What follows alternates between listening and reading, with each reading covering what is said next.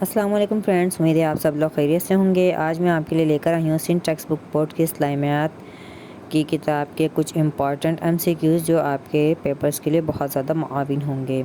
Number 1، ایمانیات ایمان سے ماخوذ ہے۔ ایمان کے لغوی معنی ہے دل سے تصدیق کرنا۔ نمبر 2، عقائد عقیدے کی جمع ہے۔ عقیدہ عقد سے نکلا ہے۔ عقد کے معنی ہیں مضبوط گرہ باندھنا۔ نمبر 3، عقیدہ سے مراد ایسا پختہ یقین ہے جو دل و دماغ پر حاوی ہو جائے۔ 4، عبادت کے لغوی معنی ہے بندگی۔ عبادت عبد سے نکلا ہے جس کے معنی ہے بندہ یا غلام۔ 5واں ہے عبادت کے معنی ہے پرستش۔ 6واں ہے توحید کے لفظی معنی ہے ایک ماننا، ایک سمجھنا، اکیلا جاننا۔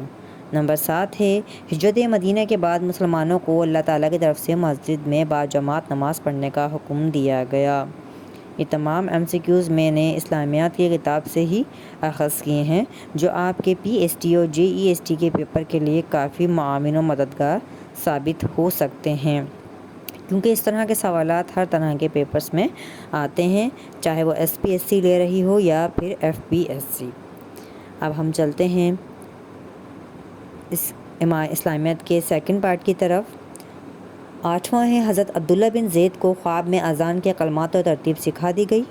9 ہے فرائض نماز 7 ہیں: تکبیر تحریمہ، قیام، قرأت، رکوع، سجدہ، آخری جلسہ یا قعدہ، سلام۔ 10واں ہے نماز جنازہ کی حیثیت فرض کفایہ ہے۔